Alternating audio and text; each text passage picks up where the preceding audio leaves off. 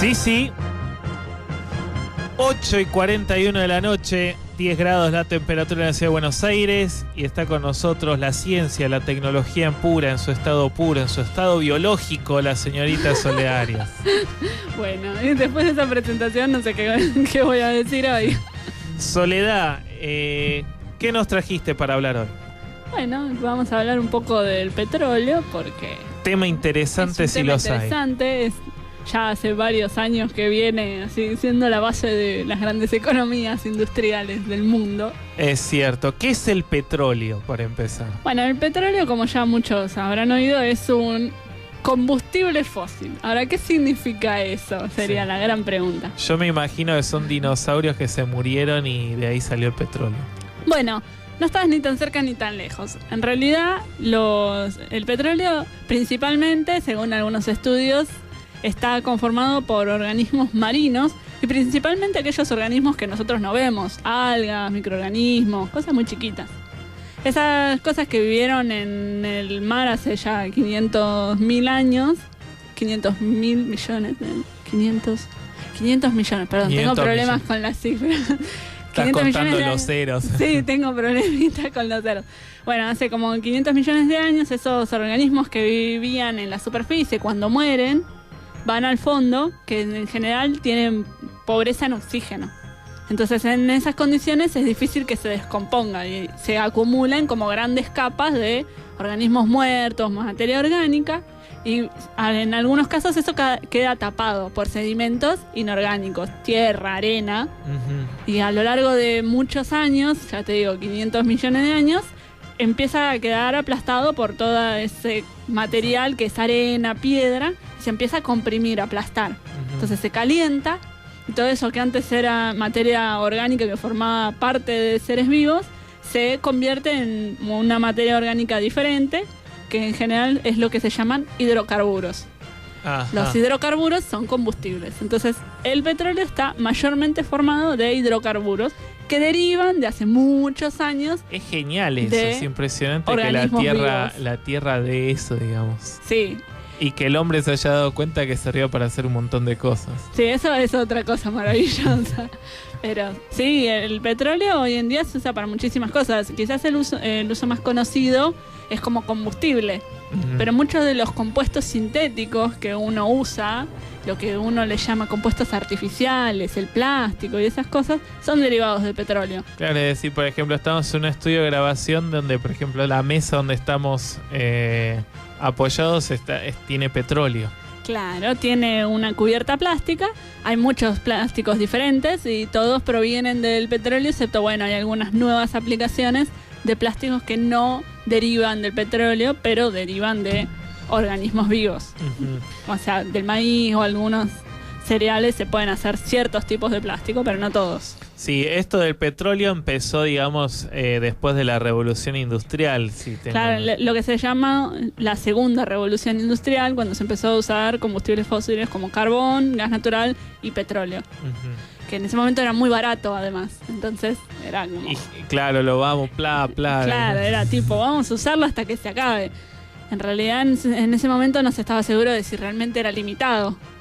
Ahora se sabe que sí, que es limitado, pero nunca se está seguro de cuánto hay. Ajá. Nunca se sabe cuándo se va a acabar. La cuestión es que encima en esa época se dieron cuenta que servía como para hacer un montón de cosas. Primero como combustible y demás, pero es impresionante que se hayan dado cuenta. Pero incluso se usan para cosas que uno no se imagina. El asfalto, por ejemplo, es un derivado de petróleo también. Lo que se usa para asfaltar las calles.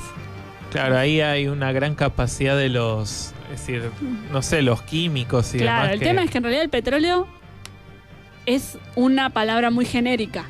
Los petróleos, depende de dónde sean o depende de las condiciones, pueden tener un montón de compuestos diferentes. Y esos compuestos, depende del proceso que le hagas, los podés separar o no y usar para distintas cosas.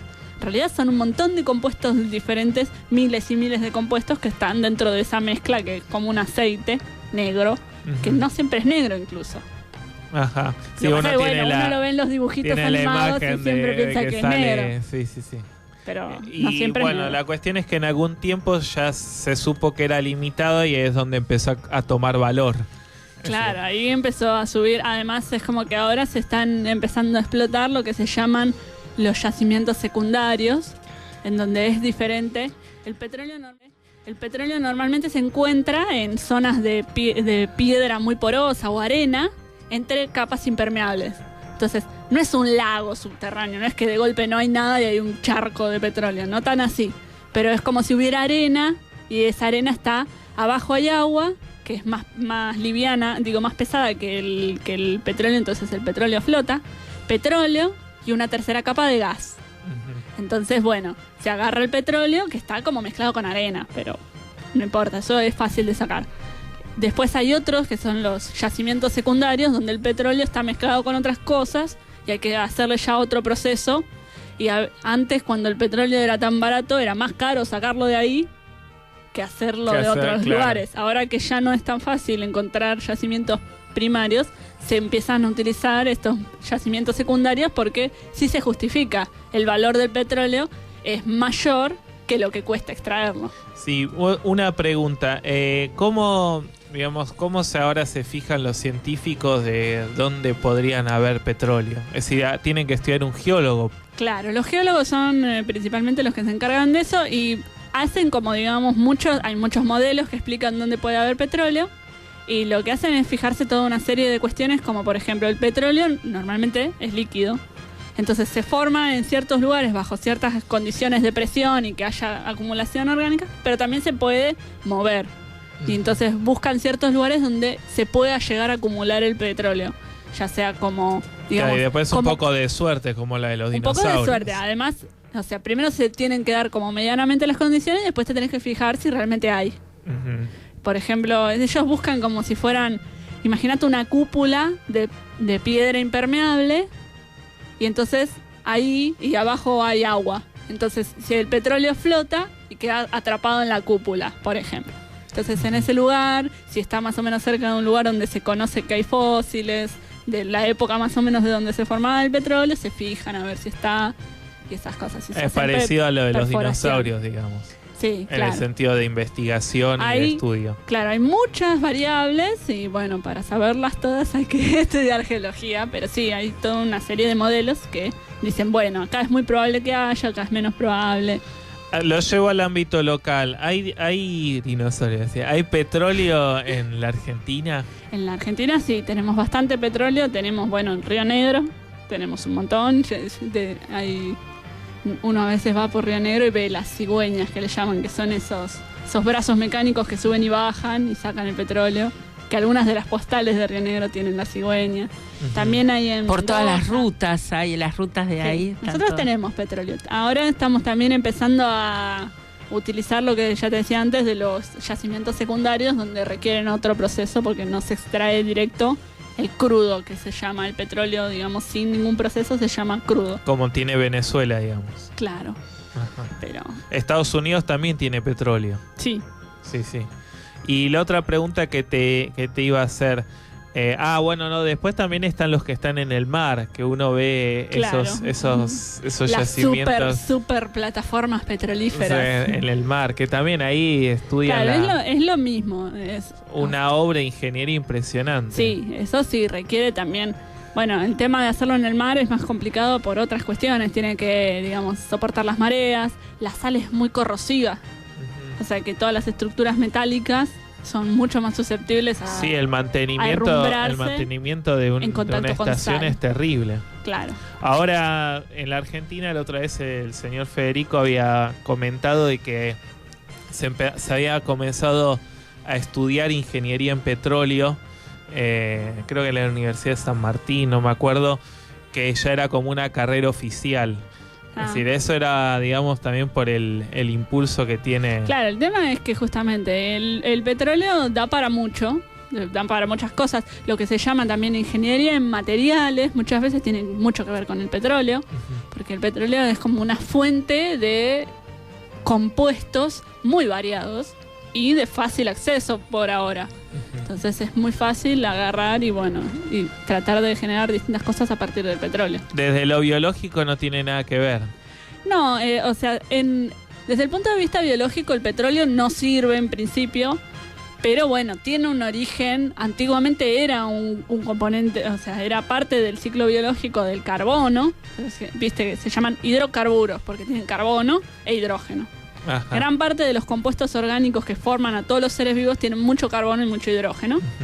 Entonces, en el petróleo antes era parte de eso y quedó como aislado del sistema biológico. Ahí todo, viste, el tema del calentamiento global y el dióxido de carbono. Uno de los grandes problemas es que en realidad usar combustibles fósiles es devolver ese carbono que estaba inaccesible, totalmente sellado, lo estás devolviendo al sistema. Entonces no hay una verdadera forma de decir listo, lo fijé y ya nunca más se va a mover de ahí. Porque eso era el petróleo y no puedes agarrar y decir, bueno, voy a crear petróleo para que no haya dióxido de carbono. No se ha encontrado ninguna manera, por lo menos hasta ahora, de hacerlo sintéticamente. Entonces, si vos plantás un árbol, el árbol ese sí usa el dióxido de carbono, pero cuando el árbol se muere, lo descomponen los hongos o quien se lo coma, no importa, un castor si querés, y vuelve a hacer dióxido de carbono. Entonces sigue en el ciclo. Está. Ese es otro de los grandes problemas de usar combustibles fósiles. Claro. Bueno, muy completo. ¿Algo más para acotar? No sé, podríamos haber hablado también un poco del carbón, pero... Del carbón. El carbón Lo dejamos para otro tema importante. Es muy interesante porque es sobre todo plantas. Proviene de las plantas. Claro, el petróleo, digamos, viene de ambientes más bien acuáticos y el carbón es sobre todo de ambientes terrestres. Y sobre todo de plantas. También es limitado También es limitado y es sobre todo de una época que se llama el carbonífero. Claro. Bueno, muchísimas gracias, Soledad. Esto fue la columna de Ciencia y Tecnología en la Boca Ya Tiene Dientes. Y vamos con más música con Sheryl Crow.